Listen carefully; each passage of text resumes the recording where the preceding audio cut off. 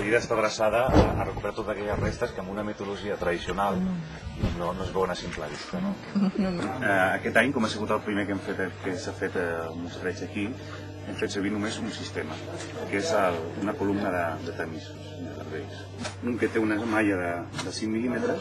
Aquí normalment es conserven les pedres, les ceràmiques, fauna, si hi ha fruits de préssecs o de glans i d'aquest tipus.